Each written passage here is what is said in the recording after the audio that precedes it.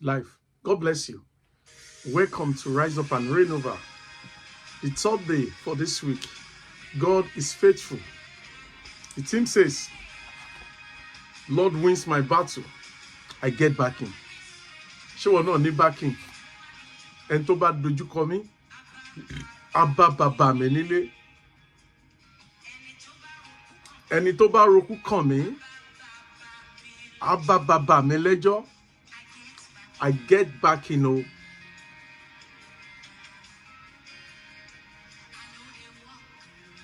I know they walk alone. Are you walking alone? Ẹni tó bá dojú kọ mí, á bá bàbá mi nílé. Ẹni tó bá rokú kàn mí, á bá bàbá mi lẹ́jọ́. I get back in o.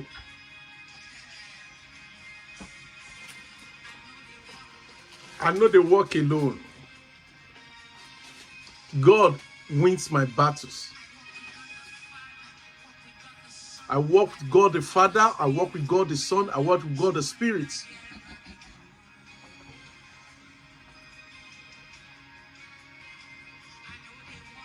I know they walk alone.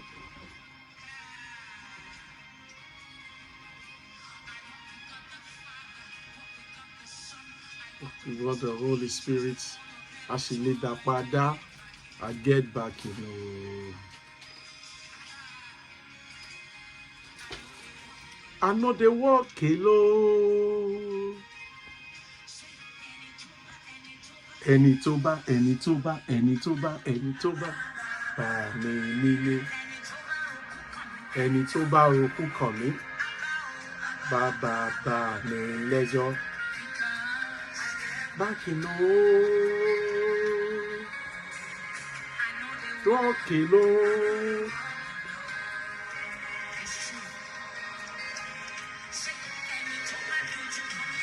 Tó bá dojú kọ mí, bá mi nílé. Ẹni tó bá rokú kàn mí, bá mi lẹ́jọ́. I get back in o.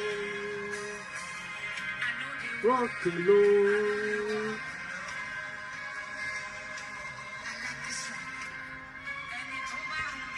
Ẹni tó bá robí kàn mí, bá mi nílé. Ẹni tó bá dìtẹ̀ mọ́ mi, bá mi lẹ́jọ́. I get back in o. Who dey your back? Walk alone. Ẹni tó bá robí kàn mí, bá mi nílé. Ẹni tó bá dìtẹ̀ mọ́ mi, bá mi lẹ́jọ́. I get back in o. I know they walk alone.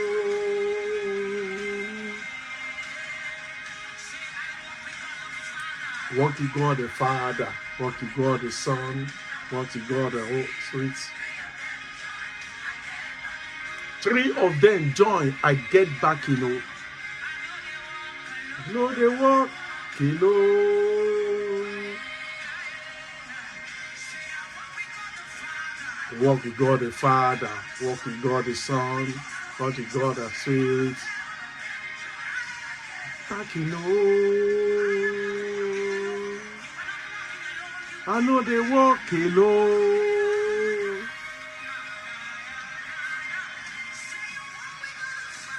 Walk with God the Father, walk with God the Son. I'm back in home. I know they walk alone.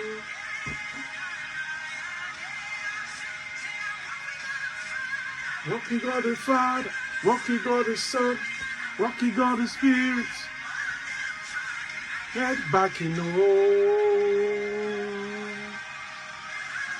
I know they walk alone. Hey ya, hey ya, hey ya, hey ya, hey ya, hey ya, hey ya, hey ya. alone. I know they walk alone.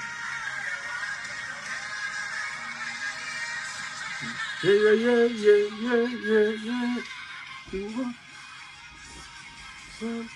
Walking on the Spirit. You know, I get back in. I know they walk alone. I walk with God the Father, walk with God the Son, walk with God the Spirit.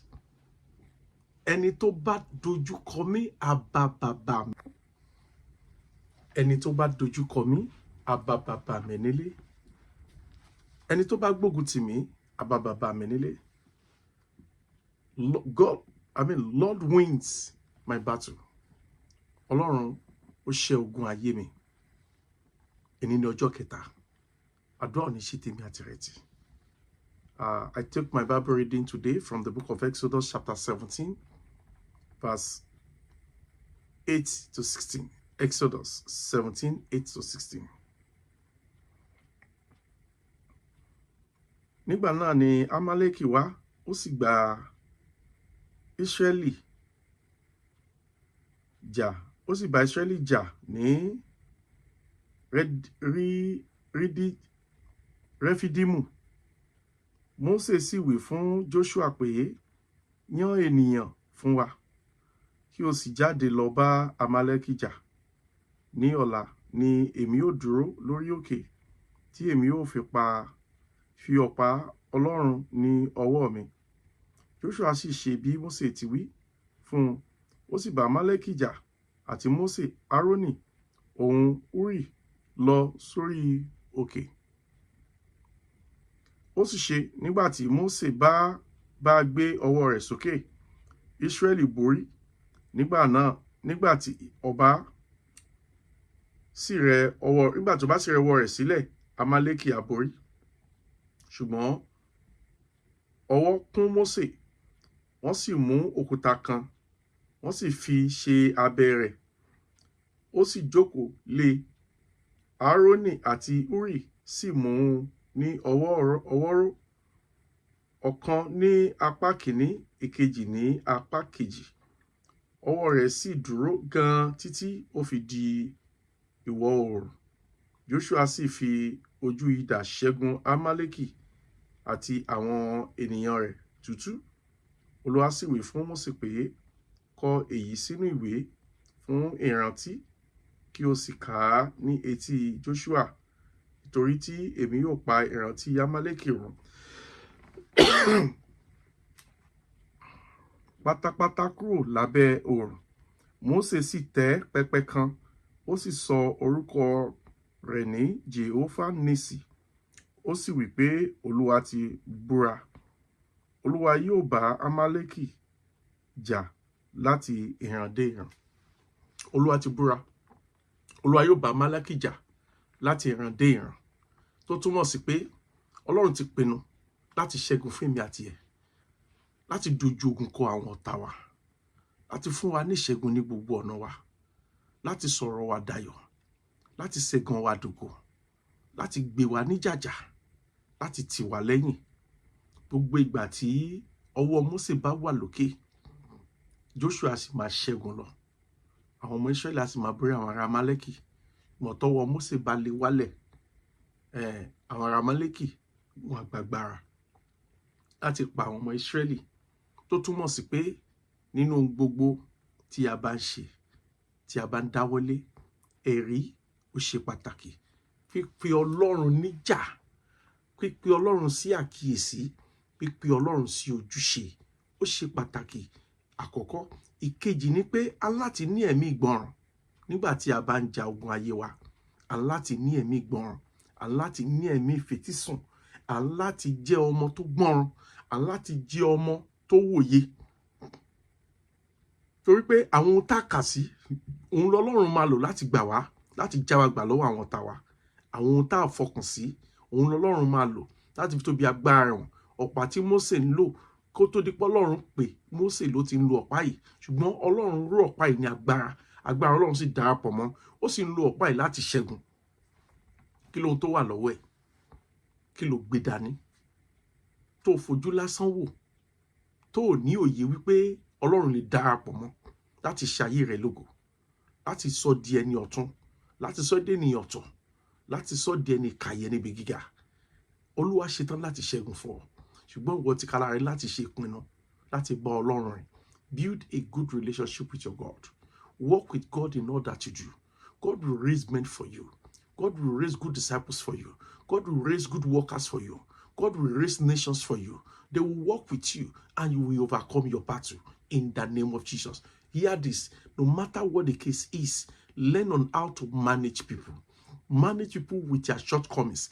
Learn to manage people with whatsoever problem they have, and you will discover that you go a long way to help you as well, to wage war for you. To fight your battle. The reason is, so many people that you saw that they look weak, they have their own place of power. Wọ́n níbi agbára wọn. Mósè akálòlò ni, ṣùgbọ́n agbára Ọlọ́run wà ní ayé. Ọlọ́run sì ń lò bó ti jẹ́ akálòlò tó láti borí ogun, láti ṣẹ́gun fún àwọn ọmọ Ísírẹ́lì. Ọlọ́run lò láti bá àwọn ọmọ Ísírẹ́lì sọ̀rọ̀. Ọlọ́run yàn gẹ́gẹ́ bí àyànfẹ́, gẹ́gẹ́ bí ẹni ọkàn. Níbo ló kù sí gan? Níbo ni ṣùgbọ́n ẹ wà? Tó ń rí gẹ́gẹ́ bí ibi tó jẹ́ kó fail, tó rí gẹ́gẹ́ bí ibi tí ò jẹ́ kó níyì, tó rí gẹ́gẹ́ bí tí ó jẹ́ pé kò jẹ́ kó ní agbára. Ibẹ̀ yẹn gan níbi agbára ẹ̀. Watch out for it. Ibẹ̀ gan lọ́lọ́run fi agbára ẹ̀ pamọ́ sí. Ibẹ̀ gan lọ́lọ́run fi ìdáàbòbò ẹ̀ pamọ́ sí. Ibẹ̀ gan lọ́lọ́run fi ẹwà àti ògo rẹ̀ pamọ́ sí. Ibẹ̀ lọ́lọ́run fi àtijọ́ àti ìmọ̀ rẹ̀ sí. Ibẹ̀ lọ́lọ́run fi ìwà láàyè rẹ̀ sí nínú ayé rẹ̀. Stop looking down on yourself. Hold on to God. Things that you don't count a lot in His presence, because He's a mighty warrior. Ó kọjú sáwọn kan, ó jẹ́ Ọlọ́run kì í bàtì. Ó kọjú sáwọn kan, ó jẹ́ olórí ogun. Ó kọjú sáwọn kan, ó jẹ́ akẹ́yìn ogun. Ó kọjú sáwọn kan, ó jẹ́ kógun borí wọn. Àbí ẹ̀bẹ̀ ohun tó dá Ísírẹ́lì náà ló dá àwọn ará Amálẹ́kì, tó dẹ̀ ní títí láì idà ò ní tán ní ilé Amálẹ́kì, pé gbogbo gbà ló wọn Ọlọ́run máa pa wọn run. So it goes a long way. Ọlọ́run ló ń jà. Ó ní bó ṣe ń jà fún mi mi ò mọ̀. Iná lára rẹ̀ ṣá ni mò ń rí. Ọba tó ń jà fún mi ní ìkọ̀kọ̀.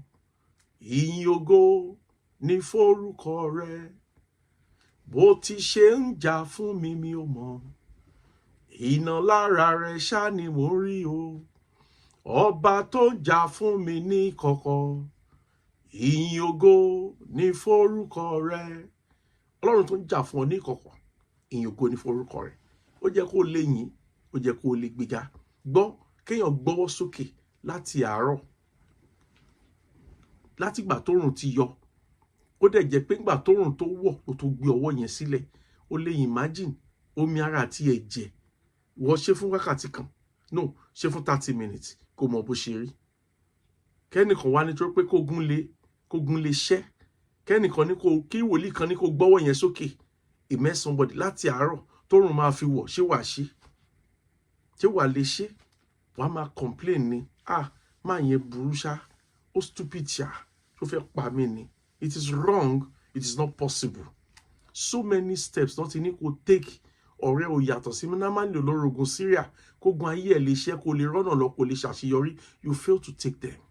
Oko eti kú sí ohun Ọlọ́run, sí ìfẹ́ rẹ̀, sí májẹ̀mú rẹ̀, sí ìlérí rẹ̀, sí àṣẹ rẹ̀, torí ìfẹ́ ọkàn tiẹ̀, torí àìtúnú, torí pé òbílẹ̀ ipò ti mọ gbogbo tán, torí pé òbílẹ̀ ipò gbogbo agbágbágbá tó jẹ́ tirẹ̀. Listen, God does not look the way you look. God does not reason the way you reason. The heart of man is desperately wicked. That's what the Bible says. Àwọn àgbà Yorùbá wọ́n ní mú níkà kò jẹ́ ká gbóòórùn àṣìbí. So if truly you have to work faster this year, you have to understand how to relate with your God. You have to understand how to walk with your God. You have to understand how to move with Him. You have to understand that He's a mighty warrior. He is the one that will go before you to win your battle, no matter the case, the condition, and the circumstances. I pray today that He that created heaven and earth will perfect that good work that He has started in my life, in your life, in your home, henceforth in Jesus' name. You see, in the book of Exodus chapter 14, verse 13 and 14, Moses called unto God because the children of Israel told him, he said, a lè wá kú síbí o a ti sọ fún pàfẹ́ kúrò ní Egypt o wọn bá tá à ń jẹ́ ń bẹ̀ yẹn ó tẹ́ wa lọ́rùn ibi tó mú wa lọ nísìn a ò mọ̀ àmọ̀gbà tá a máa débẹ̀ ewúrẹ́ lélẹ̀ àgùntàn lélẹ̀ báyìí apẹ̀rẹ̀ lélẹ̀ kí la fẹ́ fi ṣe akọrin ẹrù sórí kiri ni láì sọkọ you can imagine kò sí mọ́tò kò sí transport kò sí train tó fẹ́ gbé wọn so you can imagine what our fathers went through then before we get to where we are today ẹ̀rí pé ó jẹ́ ká máa yin Ọlọ́run ká máa dúpẹ́ ni bá tiẹ̀ rà àánú gbà àrò ọ̀fẹ́ gbà Ọlọ́run jẹ́ kí ilẹ̀kùn yàrá ọpẹ́ kó tì mímí àti rẹ̀. In all things, God proved himself despite all odds, despite all the problems, all the challenges. God eventually proved himself in their life. He make a way where there seems there is no way. God will make our way where there seems to be no way. He walks in ways we cannot see. He will make a way for me. He will be my God. Hold me close into his side with love and strength for each new day. He will make a way. He will make a way. Ọlọ́run máa la ọ̀nà. A ṣe tiẹ̀, but you have to do your own part as well. Ọlọ́run máa ṣe, Ọlọ́run máa ṣe. Tó o bá ṣe pa tiẹ̀, tó o kó ipa tiẹ̀, you will remain where you are. Ọlọ́run sọ fún Mósè, ó ní tẹ̀síwájú, lọ gbé ìgbésẹ̀, gbọ́ràn. Sọ fún Mósè, sọ fún Joshua, ní kó ṣe báyìí. And they did everything the Lord told them. And before you know, without holding a gun, they were overcoming. They were destroying their enemies, and God helped them to overcome in totality. I pray you will overcome in Jesus' name. Exodus 14:13-14 says, why are you calling on me? Move forward. Ó ti gbọ́ràn, ó ti gbé ìgbésẹ̀, then tẹ̀síwájú. Ọ̀pọ̀lọpọ̀ tẹ̀síwájú torí pé wọ́n gbé ìgbésẹ̀. Ọ̀pọ̀lọpọ̀ tẹ̀síwájú torí pé wọ́n give excuses. Ọ̀pọ̀lọpọ̀ tẹ̀síwájú torí pé wọ́n lo procrastination experience. Màá ṣe lọ́la, màá ṣe lọ́túnla, màá ṣe next week. Òun ni ò jẹ́ kí wọ́n rọ́nà lọ. Wọ́n ní kò ṣòro. Òun ni kì í jẹ́ kọ́ ọmọ alágbẹ̀dẹ ó lọ́kọ́. A ní ṣe bọ́kọ́ ni. Ìgbà mélòó lòun fẹ́ fi rán? Máa lọ tiẹ̀, lọ máa ṣe ohun tó ń ṣe. Màá ṣe lọ́la, màá ṣe lọ́túnla, tó ń fi ní lọ́kọ́. So in all things, ohunkóhun tí ọwọ́ ẹ̀ bá ká ní ṣíṣe, ṣe ní kankan. Do it with immediate effect. Once you have received your direction to go ahead, no matter the challenges or difficulties, God will always go ahead of you to wait for you at the tail end. Torí mọ̀ pé tail end yẹn ló máa parí ìrìnàjò yẹn sí. Ó ti ṣáájú already tẹ́lẹ̀. Òun la ṣáájú ogun lálọ, akẹ́yìn ogun lábọ̀. So it will waiting for you to come at the tail end to see that he is already there. But tó o bá gbé ìgbésẹ̀ láti move, o lè kúrò lójú kan. If the children of Israel has refused to move, their life can never move forward. They will just remain where they are. So God is expecting you to move. God is expecting you to take steps. God is expecting you to take that risk. He told Father Abraham, he said, go to the land I'm going to show you. Leave your father's house. Leave your people. Leave your property. Leave everything. Go. And he eventually obeyed the voice of God. But he went with Lot. And Lot eventually drew his journey backward. So when God speaks to you, obey his voice. And make sure it's the right voice from the Lord. Have what we call discerning of spirits, so you can overcome every battle in your life. When you know the truth will set you free. And the Lord that you serve will never allow the work of darkness to come to pass over your life, over your soul. I pray that in all things, the Lord Almighty will grant you your heart requests according to his glory, in riches, in glory, in the name of Jesus. I want to read from the book of Romans chapter 8, verse 31. Romans 8:31. What shall we say? What do we then say to those things? If God be for us, who can be against us? Ǹjẹ́ kí ni àwa ìwà wí sí nǹkan wọ̀nyí? Bí Ọlọ́run bá wà nípa tiwa, ta ni yóò kojú ìjà sí wa? You can hear that. Tọ́lọ́run bá wà nípa tèmi àti ẹ, ta lẹni tá a bí nínú obìnrin tàbí tá a fa gbẹ̀bí ẹ̀, ta ló fẹ́ kojú ìjà sí ẹ? Mọ ọ̀rọ̀ Ọlọ́run, mọ Bíbélì ẹ̀, mọ ohun tó ń ṣe, káyé má bàa ṣe ẹ́. Tó bá ti mọ ohun tó ń ṣe, ayé á ṣe ẹ́ o. tó bá ti mọ tó ń ṣe, wọ́n á béèrè pé Ọlọ́run rẹ̀ dà o, mọ ẹni tó ń sìn, mẹni tó gbàgbọ́, mọ authority ẹ, mọ ààyè tó wà, mọ ìfẹ́ Ọlọ́run fún ayé rẹ, fún ẹbí rẹ, fún ìdílé rẹ, fún ìrìn àjò rẹ. Wàá rí pé tó bá ti mọ̀, ó ní Olúwa bá wà nípa tiwa, ta lẹni tó lè kọjú ìjà sí wa? Ta ni oṣó? Ta ni àjẹ́? Ta ni èmèrè? Ta ni lẹ́bọ lóògùn? Ta ni alágbára? Ta ni onítọ̀hún? Bí Ọlọ́run bá wà nípa tiẹ̀, tó lè sọ pé òun fẹ́ kọjú ìjà sí ẹ, Ọlọ́run ti ṣẹ́gun fún ọ. Ó ti gbé ẹ lékè, ó ti mú ẹ borí, ó ti sọ ọ́ di aṣẹ́gun, ó ti sọ̀rọ̀ rẹ dayọ̀, ó ti ṣẹ̀gàn rẹ dògo, ó ti mú ṣùgbọ́n jáde kúrò nínú ayé rẹ. Ṣùgbọ́n kan bẹ láyé mi, èmi kò fẹ́ mọ́ látòní lọ. Ọba tó wo ṣùgbọ́n Jábésì, wo ṣùgbọ́n ayé mi, àìlówó lọ́wọ́ ṣùgbọ́n ni, kájẹ tàárọ̀ kò sí talẹ́ ṣùgbọ́n ni. Ọba tó wo ṣùgbọ́n Jábésì, wo ṣùgbọ́n ayé mi. Ọ̀pọ̀lọpọ̀ tó lọ sí church wo mọ̀ pé ilé ìwòsàn ni wọ́n lọ. Church is a spiritual church. It's a spiritual hospital where we heal souls, where we heal wounds, where we heal souls, where we heal brains, where we correct memories, where we put things in order. So if you are going to church, know that you are going to a spiritual office, a spiritual hospital, where your life will be amended, will be reamended, will be readjusted. So if you are not getting the right doctor, the right hospital for what you have in you, your life might remain the same. You have to know the truth. So if you are there to deceive yourself, you will end up going back to where you start from at the end of the day. Tó bá tẹ̀síwájú láti máa tan ayé ara ẹ̀, wàá rí pé ibi tó ti kúrò ló máa padà sí. Ó ní ìgbẹ̀yìn ni mo rò tí mo fi gba Jésù gbọ́. Bàbá mímọ́ olóore, jẹ́ kí gbẹ̀yìn mi dára. Jẹ́ kí gbẹ̀yìn mi dára, má ṣe jẹ́ kójú tì mí. Ìgbẹ̀yìn ni mo rò tí mo fi gba Jésù gbọ́ o. Bàbá mímọ́ olóore, jẹ́ kí gbẹ̀yìn mi dára. Tí gbẹ̀yìn ẹ ò bá dá, o gbọ́dọ̀ ṣẹ́gun ayé kó tó kúrò nínú ayé yìí, èṣù àti ẹ̀ṣẹ̀ yìí. Tó o bá ti ṣẹ́gun ayé, ó túmọ̀ sí pé ohun tó wáyé wá ṣe, o lè má tẹ̀ lọ́wọ́ o. O ní láti ṣẹ́gun ayé, o ní láti ṣẹ́gun ìkà ènìyàn, o ní láti ṣẹ́gun ọ̀tá. Ọlọ́run láti wà pẹ̀lú rẹ̀. A fẹ́ lọ gbàdúrà. Mọ ohun tó ń ṣe, ohun tó mọ̀ kó má bàa ṣe ẹ́. Tóhun téèyàn ò mọ̀ bá ti ń ṣe èèyàn, a máa move from one hospital to the other. Bí obìnrin onísun ẹ̀jẹ̀ nínú Bíbélì ni o. Òmò ohun tó ń ṣe é, ohun gbogbo tó ní ló ti tà. Ó ti talé, ó ti tànà, ó ti tako.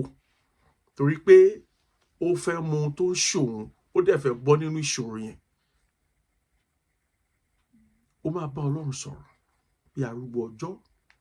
Gbà mí lágbàtàn, ẹ̀mí mọ́ ṣí mi níyè. Ràn mí lọ́wọ́ láti bọ́ lọ́wọ́ ogun. Ràn mí lọ́wọ́ láti bọ́ lọ́wọ́ ìkà ènìyàn. Orúkọ Jésù lànà gbàdúrà. Lórúkọ Jésù, ní agbára ẹ̀jẹ̀ Jésù, Ọlọ́run májẹ̀mú, ṣí mi níyè o. Ọlọ́run ìyè àti agbára wa, ràn mí lọ́wọ́ láti bọ́ lọ́wọ́ ogun, láti bọ́ lọ́wọ́ ogun ìkà ènìyàn, nípa tara, nípa ti ẹ̀mí. Olúwa ràn mí lọ́wọ́, Olúwa ràn mí lọ́wọ́, Olúwa ràn mí lọ́wọ́, Olúwa ràn mí lọ́wọ́, Olúwa ràn mí lọ́wọ́, Olúwa ràn mí lọ́wọ́, Olúwa ràn mí lọ́wọ́, Olúwa ràn mí lọ́wọ́. Olúwa ràn mí lọ́wọ́. Ọlọ́run májẹ̀mú, Olúwa ràn mí lọ́wọ́. Kristi olùgbàlà, Olúwa ràn mí lọ́wọ́. Àjíǹde àti ìyè, Olúwa ràn mí lọ́wọ́. Kìnìún ẹ̀yà Júdà, Olúwa ràn mí lọ́wọ́. Ọlọ́run tó lọ kọrin kése, Olúwa ràn mí lọ́wọ́. Elétí gbóǹgbàròyè, Olúwa ràn mí lọ́wọ́. Ọ̀bánirìnpín ìyàtàn, Olúwa ràn mí lọ́wọ́. Ọba àwọn ọba, Olúwa ràn mí lọ́wọ́. Ọlọ́run májẹ̀mú, Olúwa ràn mí lọ́wọ́. Gbọ́ àdúrà. Jésù Kristi Olúwa wa. Sọ fún ẹni tó dá ayé àti ọ̀run. Ẹ̀mí mímọ́, dá sí ọ̀rọ̀ mi. Kí ọjọ́ tó lọ, kí ìgbà tó fò mí dá. Arúgbó ọjọ́, dá sí ọ̀rọ̀ mi. Kí ọjọ́ tó lọ, kí ìgbà tó fò mí dá. Lanu orúkọ Jésù, gbàdúrà lórúkọ Jésù. Ẹ̀mí mímọ́, dá sí ọ̀rọ̀ mi. Jẹ́ kó ọ̀rọ̀ mi yanjú. Kí ọjọ́ tó lọ, kí ìgbà tó fò mí dá. Arúgbó ọjọ́, dá sí ọ̀rọ̀ mi. Ọlọ́run májẹ̀mú, dá sí ọ̀rọ̀ mi o. Ọlọ́run ìgbàanì, dá sí ọ̀rọ̀ mi. Arúgbó ọjọ́, dá sí ọ̀rọ̀ mi. Olùgbàlà aráyé, dá sí ọ̀rọ̀ mi. Ọjọ́ tó lọ, kí ìgbà tó fò mí dá. Gbọ́ àdúrà. Jésù Kristi Olúwa wa. Sọ fún ẹni tó dá ayé àti ọ̀run. Olúwa, láti àkókò yìí lọ, nípa ọwọ́ agbára rẹ̀. Gbà mí lọ́wọ́ ta nẹni lára tó ní kí n fò kí n nìṣó, òun ò ní jẹ́ kí n rógolo láyé. Olúwa já mi gbà, finá já mi gbà mọ́ wọn lọ́wọ́ láti òní lọ. Já àwọn èso mi gbà, já ìdílé mi gbà. Olúwa gbà mí lọ́wọ́ ta nẹni lára tó ní kí n fò kí n nìṣó. Ó yá lanu gbàdúrà jẹ́ orúkọ Jésù. Ayérayé o, Ọlọ́run má jẹ̀mú, Ọlọ́run ẹ̀rí, ìjìnlẹ̀ ìfẹ́, gbà mí lọ́wọ́ ọ̀tá nẹni lára lórúkọ Jésù tó ní kí n fò kí n nìṣó nípa tara tẹ̀mí. Arúgbó ọjọ́ Ọlọ́run má jẹ̀mú, gbà mí lọ́wọ́ ọ̀tá nẹni lára lórúkọ Jésù tó ní kí n fò kí n nìṣó. Ó kù bí wọ́n ti ṣàṣeyọrí, gbà mí lọ́wọ́ ọ̀tá nẹni lára tó ní kí n fò kí n nìṣó. Ó kù bí wọ́n ti tayọ. Olúwa gbà mí lọ́wọ́ ọ̀tá nẹni lára lórúkọ Jésù. Ọba ìgbàanì, arúgbó ọjọ́, Ọlọ́run má jẹ̀mú, gbọ́ àdúrà Jésù Kristi Olúwa wa. Amen. Somebody sọ fún ẹni tó dá ayé àti ọ̀run, ọ̀nà àtijẹ àti mú, ọkàn tó lu àgádágodo nínú ẹ̀mí láti ṣí ọ̀nà mi, láti palẹ̀ lórí ọjà mi, láti palẹ̀ lórí òwò mi, láti palẹ̀ lórí ààyè mi níbi gíga. Láti òní lọ, Olúwa fi iná wá rọkàn bẹ́ẹ̀ rí, Olúwa fi kú wá rí. Gbogbo iṣẹ́ ibi tí wọ́n ti ṣe, Olúwa bàjẹ́ lò nípa agbára ẹ̀jẹ̀ rẹ̀. Ó yá lanu gbàdúrà nípa agbára iná rẹ̀. Olúwa bà iṣẹ́ náà jẹ́. Mo gbàdúrà ọkàn tá a bínú obìnrin tá a fàbẹ́ gbẹ̀bí ẹ̀, tó pálẹ̀ lé ògo rẹ̀, tó pálẹ̀ lé ọ̀nà àtijẹ àtimú rẹ̀, tó pálẹ̀ ní ọ̀nà àti ṣeré àti jẹ́yàn rẹ̀ lórúkọ Jésù. Agbàdúrà lónìí nípa agbára ìjọ̀dún àgùntàn ẹ̀mẹ̀ mímọ́ wò, ọba àwọn ọba. Ó yá dáná sọ agbára náà di òkú. Ẹ̀mẹ̀ mímọ́ fi títóbi rẹ̀ hàn. Dáná sọ agbára náà, dáná sọ agbára náà, dáná sọ agbára náà, dáná sọ agbára náà, dáná sọ agbára náà, dáná sọ agbára náà, dáná sọ agbára náà, dáná sọ agbára náà. Gbogbo iṣẹ́ ibi tá a ti ṣe, Olúwa bàjẹ́ lónìí. Fi iná bàjẹ́, Olúwa bàjẹ́. Iṣẹ́ ibi tí ọ̀tá ti ṣe, tí ká ènìyàn ti ṣe, Olúwa bàjẹ́ nípa ti ara, nípa ti ẹ̀mí. Ayérayé o, Ọlọ́run ìgbàanì, Olúwa bàjẹ́ láti òní lọ. Olúwa bàjẹ́, bà iṣẹ́ ọ̀tá jẹ́ lórúkọ Jésù. Ẹ̀mẹ̀ mímọ́ o, bà iṣẹ́ wọn jẹ́, bà ìmọ̀ wọn jẹ́, bà èrò wọn jẹ́ lórí ìdílé yìí, lórí ìdílé mi, lórí ọmọ, lórí ọkọ, lórí aya, lórí ẹbí, lórí ará, lórí ọ̀rẹ́. Bà iṣẹ́ ọ̀tá jẹ́ láti òní lọ. Sọ wá di aṣẹ́gun. Gbọ́ àdúrà Jésù Kristi Olúwa wa. Sọ fún ẹni tó dá ayé àti ọ̀run, Olúwa, láti àkókò yìí lọ, gbogbo kòríta ohun ọwọ́ mi ò tó, máa fi gọ̀gọ̀ fà á, tí ó jẹ́ kí ìlérí àti májẹ̀mú ìwọ Ọlọ́run ṣẹ nínú ayé mi. Olúwa, gbà kúrò lọ́wọ́ mi láti òní lọ. Ẹ̀mí ohun ọwọ́ mi ò tó máa fi gọ̀gọ̀ fà á, tó ń ja ayé mi lógun, tí ó jẹ́ kí n tẹ̀síwájú. Olúwa, já gbà. Olúwa, gbà kúrò lọ́wọ́ mi láti òní lọ. Sọ mí di aṣẹ́gun. Ó yá lanu gbàdúrà lórúkọ Jésù. Ní agbára ẹ̀jẹ̀ Jésù, gbogbo kòríta ohun ọwọ́ mi ò tó máa fi gọ̀gọ̀ fà á, tí ní ayé mi lára, tí ní iṣẹ́ mi lára, tí ní ẹbí mi lára, tí ní ilé mi lára, láti òní lọ. Ọba àwọn ọba, ó yá fi iná wárí, fàjọba rẹ̀ yá. Ayérayé o, fàjọba rẹ̀ yá. Ọlọ́run má jẹ̀mọ́, fàjọba rẹ̀ yá. Àjíǹde àti ìyè, fàjọba rẹ̀ yá. Ọlọ́run ìgbàanì, fàjọba rẹ̀ yá. Elétí gbóǹgbàròyè, fàjọba rẹ̀ yá o. Àpáta ìgbàlà, fàjọba rẹ̀ yá. Ọba àwọn ọba, fàjọba rẹ̀ yá. Olùgbàlà ráyé, fàjọba rẹ̀ yá. Ọba ìgbàanì, fàjọba rẹ̀ yá. Gbọ́ àdúrà Jésù Kristi Olúwa wa. Sọ fún ẹni tó dá ayé àti ọ̀run, ọkàn tí mi ò lè tó ń lé mi, ọkàn tí mi ò wà tó ń wá mi, tó ní ṣubú mi lókù tó ń wá, tó ní nígbà tí n bá ṣubú kóhun tó dẹ̀yìn. Sọ fún ẹni tó dá ayé àti ọ̀run, Olúwa, láti òní lọ, òun ti ka lára rẹ̀, kòtò tó gbẹ́ sílẹ̀, Olúwa, jẹ́ kó jí sínú rẹ̀. Finá já mi gbà. Olúwa, dá ọ̀nà rẹ̀ rú. Àtòun àtàwọn ẹmẹ̀wà rẹ̀, Olúwa, dá wọn lédè rú. Sọ mí di aṣẹ́gun. Lanu gbàdúrà lórúkọ Jésù. Ọkàn tó ń lé mi tí mi ò lé, ọkàn tó ń wá mi tí mi ò wá, tó ń tọ́ pinpin mi káàkiri, ẹ̀mẹ̀ mímọ́ láti fogun jà mí, láti tì mí ṣubú. Ọba àwọn ọba, Olúwa àwọn olúwa, láti gbẹ̀mí mi lójijì. Ọba ayérayé, Ọlọ́run má jẹ̀mọ́, kòtò tó gbẹ́ kalẹ̀, òun ti ká lára rẹ̀, Olúwa, jókòó sínú rẹ̀ láti àkókò yìí lọ. Nípa ti ara, nípa ti ẹ̀mí, kòtò tó gbẹ́ kalẹ̀, òun ti ká lára rẹ̀, Olúwa, ti sínú rẹ̀. Ọlọ́run má jẹ̀mọ́, kòtò tó gbẹ́ kalẹ̀, Olúwa, ti sínú rẹ̀. Sọ mí di aṣẹ́gun, sọ mí di pípé, sọ mí di aṣẹ́gun nínú ìrìnàjò mi, ní gbogbo ọ̀nà mi. Sọ mí di aṣẹ́gun, sọ mí di pípé. Kristi ọkọ̀ ìjọ, sọ mí di aṣẹ́gun, sọ mí di pípé nípa tara tẹ̀mí, sọ mí di aṣẹ́gun, sọ mí di pípé. Gbọ́ àdúrà Jésù Kristi Olúwa wa. Amen. Gbàdúrà sọ fún Ọlọ́run. Olúwa, láti àkókò yìí lọ, láti ṣẹ́jú yìí lọ, gbogbo ipá àti agbára nínú ìran ènìyàn tí ọwọ́ ènìyàn ò lè ṣẹ́, tí ipá ènìyàn ò lè ká gẹ́gẹ́ bí ẹlẹ́ran ara, Olúwa mú hand over wọn lé ọ lọ́wọ́ lónìí. Láti òní lọ, Olúwa ló máa túkọ̀ rẹ̀. Ogun táyé gbé dìde, ètò ọ̀tá gbé dìde sí mi, ètẹ́bí gbé dìde sí mi, tó ní kí n fò kí n ìṣòlé lórí, láti òní lọ, tágbára mi ò ká, tẹ́mi mi ò gbé, Olúwa mo fà lé ọ lọ́wọ́. Olúwa ṣe ìdájọ́ ńlá, ọba àwọn ọba finá ṣe ìdájọ́ láti òní lọ. Ó yá gbàdúrà lórúkọ Jésù. Ẹ̀mí mímọ́ o, arúgbó ọjọ́, Ọlọ́run má jẹ̀mọ́, gbogbo kòríta, ohun ọwọ́ mi ò ká, ohun agbára mi ò ká, lórúkọ Jésù tó ní mi lára, tó ní ìwé mi lára, tó ní ògo mi lára, tó ní ìdílé mi lára. Mo gbàdúrà, mo fà lé ọ lọ́wọ́ láti òní lọ fún ìṣẹ́gun ńlá. Ọba àwọn ọba, ó yá bú jáde, ó yá náwó agbára. Ẹ̀mí mímọ́, ó yá fọ̀hùn nínú àṣẹ, fọ̀hùn nínú ògo, fọ̀hùn nínú ipá, fọ̀hùn nínú agbára, fọ̀hùn nínú ìpè. Ẹ̀mí mímọ́ o, ọba ìgbàanì, ayérayé, fi tóbi rẹ hàn, jẹ́rìí wà láàyè rẹ, ògo ní forúkọ rẹ. Gbọ́ àdúrà náà Jésù Kristi Olúwa wa. Kó tó di pa ó lọ ní àṣálẹ́ yìí, gba àwọn àdúrà wọ̀nyí, sọ fún Ọlọ́run lábẹ́ àkóso bó ti kò rí. Nígbà tí Ọlọ́run bá ṣẹ́gun fún mi tán, Olúwa jẹ́ kí n rí àánú gbà. Lord, when my battle is over, let your mercy speak for me wherever I go. Ó yá lanu gbàdúrà lórúkọ Jésù. Ẹ̀mí mímọ́ o, nígbà tí Ọlọ́run bá ṣẹ́gun tán nínú ayé mi, fàánú wá mi rí o, má jẹ́ wá àánú tì.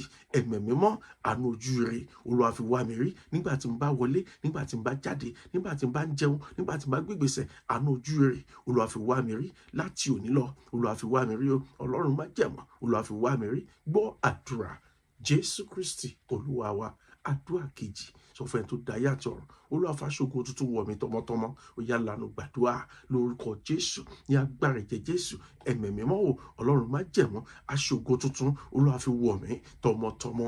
Olúwa fi wọ̀ mí o ní gbogbo ọ̀nà, Olúwa fi wọ̀ mí láti òní lọ. Olúwa fi wọ̀ mí, Ọlọ́run má jẹ̀mọ́, fàṣọgun tuntun wọ̀ mí, fi wọ̀ mí tọmọtọmọ ní gbogbo ọ̀nà. Ayérayé, aṣọgun tuntun, Olúwa fi wọ̀ mí lọ́nà tó tayọ gbọ́n, lọ́nà tó tayọ ìmọ̀, lọ́nà tó tayọ òye. Ẹ̀mí mímọ́ o, fàṣọgun tuntun wọ̀ mí láti òní lọ. Gbọ́ àdúrà Jésù Kristi Olúwa wa. Hear this. Keys to essential winning spirit. 1. Put God first in all that you do. 2. Inquest God's words. Invest in God's word. Let it be your banner in all that you do. 3. Stay close to Jesus. Don't run away from him, no matter the challenges. Stay close to Jesus. Number 3, know the real enemy. Know your real enemy. At times, you are just fighting the wind, not the real enemy. You should know your real enemy. And you should know that there's some stages you get in life with your enemy that you just have to flee for you to have peace of mind, for your life to be at peace. I pray the Lord will uphold you in Jesus' name. Number 5, live from your true identity. Live from your true identity. Know your worth. Má wo ago alágo ṣiṣẹ́, má kẹgbẹ́ mọ ìwọ̀n ara ẹ̀. Ìwọ̀n ikú, òun ni ìwọ̀n ìtẹ́. Ogun ní borí rẹ̀, òní ṣubú dànù lórúkọ Jésù. Put on the full armor of God. The book of Ephesians chapter 6 verse 12 says, we are not fighting against power, against ordinary spirit. We are fighting against principalities and powers. Àwọn ẹ̀mí búburú tó ń gbé ní ojú ọ̀run là ń bá jà. So you have to know your authority. Know what? Know where you belong. Know where you what? Where you belong. So you can know how to resist the devil. So it will not have power over you. Submit to God and resist the what? The devil, and it will flee away from you. Invoke the authority of Jesus. Fi orúkọ Jésù sí ojúṣe nínú gbogbo tó bá ń ṣe. Pè nígbà tó wà nítòsí, pè láàárọ̀, pè ní ọ̀sán, pè ní àṣálẹ́. Bind and loose. When you bind, you loose. Bíbélì pé a ti fagbára fún wa pé láti tú àti láti dè. Ohunkóhun tá a bá tún láyé a ó tún ní ọ̀run. Ohunkóhun tá a bá dè pẹ̀lú a ó sì dè pẹ̀lú. Mo gbàdúrà láti tú, ayé ò ní dè ọ́, láti dè. Mo gbàdúrà ogun ọ̀tá ò ní borí rẹ̀ lórúkọ Jésù. Take thoughts captives. Àwọn ẹ̀mí tí ò tọ́ tó lè máa bá ayé rẹ̀ fínra, máa bá ẹ̀mí inú rẹ̀ fínra, rán wọn lọ sínú ìdè ayérayé lọ. Pé àgọ́ ara rẹ̀ kì í ṣe tẹ́ḿpìlì wọn.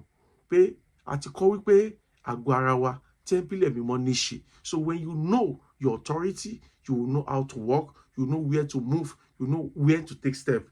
I pray that you will not labor in vain in Jesus' name.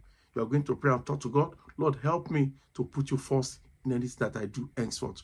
Ràn mí lọ́wọ́ láti fi ẹ́ síwájú nínú gbogbo tí n bá ń ṣe láti òní lọ. Open your mouth and pray. Ayérayé o, ràn mí lọ́wọ́ láti fi ọ́ síwájú nínú gbogbo tí n bá ń ṣe. Nígbà tí mo bá wọlé, nígbà tí mo bá jáde, ràn àwọn ọmọ mi lọ́wọ́ láti fi ọ́ síwájú nínú gbogbo tí wọ́n bá ń ṣe láti òní lọ. In Jesus' mighty name we pray. Put on the full armor of God. Olúwa rọ̀ mí ní agbára. Pé wà láyé mi ní agbára. Rọ̀ àwọn mi ní agbára. Látòrí dé àtẹ́lẹsẹ̀. Àyà sọ mí di iná. Sọ mí di iná fún òkùnkùn. Sọ mí di iná fún ọ̀tá. Sàwọn ọmọ mi di iná. Ó yá lanu gbàdúrà lórúkọ Jésù. Ayérayé o, Ọlọ́run ìgbàanì, ọba àwọn ọba. Ó yá rọ̀ mí lágbára. Rọ̀ mí lágbára. Sọ mí di iná. Sàwọn ọmọ mi di iná. Sọ ìdílé ìdí iná lórúkọ Jésù. Ẹ̀mí mímọ́ o, Ọlọ́run má jẹ̀mọ́. Rọ̀ mí ní agbára. Ọba àwọn ọba. Rọ̀ mí ní agbára. Ọba ayérayé. Rọ̀ mí ní agbára. Ọlọ́run má jẹ̀mọ́. Rọ̀ mí ní agbára. Àjíǹde àti ìyè. Rọ̀ mí ní agbára. Sọ mí di iná tọmọtọmọ. Sọ mí di iná tọmọtọmọ. Olúwa jà fún mi. Rọ̀ mí ní agbára. Sọ mí di iná tọmọtọmọ. Ní gbogbo ọ̀nà àjíǹde àti ìyè. Rọ̀ mí ní agbára. Sọ mí di iná tọmọtọmọ. Ọlọ́run ìyè àti agbára. Sọ mí di iná tọmọtọmọ. Láti òní lọ, rọ̀ mí ní agbára. Sọ mí di iná tọmọtọmọ. Gbọ́ àdúrà. Jésù Kristi Olúwa wa. A máa ń kọrin pé lẹ́yìn Jésù kò sẹ́nìkan o. Alágbára lọba tí mò ń sìn. Lẹ́yìn Jésù kò sẹ́nìkan o. Bàbá atóbi jù, mo mọ orúkọ rẹ̀. Sọ fún ẹni tó dáyé àti ọ̀run. Olúwa lábẹ́ àkóso bó ti kò rí. Olúwa kà mí yẹ ní ìjọba rẹ̀. Ẹ̀mí mímọ́ má jẹ́ sọ ìgbàlà mi nù. Arúgbó ọjọ́. Ìrìnàjò tí mo bẹ̀rẹ̀ dáadáa níwájú rẹ̀, má jẹ́ n parí rẹ̀ síwájú Sátánì lẹ́yìn ìrìnàjò ayé mi. Orúkọ Jésù lanu gbàdúrà. Ayérayé kà mí yẹ ní ìjọba rẹ̀. Má jẹ́ ṣe lásán, má jẹ́ wáyé asán. Ẹ̀mí mímọ́ o, ìrìnàjò tí mo bẹ̀rẹ̀ dáadáa níwájú Ọlọ́run, má jẹ́ parí rẹ̀ síwájú Sátánì ní ìkẹyìn ìrìnàjò ayé mi. Olúwa, má jẹ́ parí rẹ̀ síwájú Sátánì. Olúwa fàánú wá mi rí, fàánú gbé mi ró, fàánú gbé mi dìde, fàánú ṣe mí lógo, fàánú sọ mí di aṣẹ́gun nípa ti ẹ̀mí láti òní lọ fi tóbi rẹ̀ hàn. Gbọ́ àdúrà. Jésù Kristi Olúwa wa. Sọ fún ẹni tó dá ayé àti ọ̀run kí n tó gbàdúrà fún ọ. Olúwa, ogun tó ti ṣẹ́ nínú ayé mi, ó ti ṣẹ́ nínú ìdílé mi nínú ọ̀sẹ̀ yìí, èyí tó ti ṣẹ́ lórí ìrìnàjò mi, má jẹ́ kó gbérí mọ́. Olúwa lu agbára ẹ̀jẹ̀ rẹ̀ láti sí ilé ẹ̀, má jẹ́ gbérí mọ́. Ó yá lanu gbàdúrà lórúkọ Jésù. Ní agbára ẹ̀jẹ̀ Jésù. Ẹ̀mí mímọ́ o, ogun gbogbo tí Ọlọ́run ti ṣẹ́ nínú ayé mi, mo gbàdúrà láti àkókò yìí lọ, má jẹ́ gbérí mọ́. Olúwa ṣẹ́ wọlẹ̀, ẹ̀mí mọ́ ṣẹ́ wọlẹ̀, fi iná ṣẹ́ wọlẹ̀ nípa agbára rẹ̀, nípa àṣẹ rẹ̀, nípa ẹ̀rí rẹ̀, nípa májẹ̀mú rẹ̀, ògo fún orúkọ rẹ̀. Gbọ́ àdúrà náà. Jésù Kristi Olúwa wa. Àmín. Gbomi rẹ̀ jáde, òróró rẹ̀, mo fẹ́ gbàdúrà fún ọ. Orúkọ Jésù.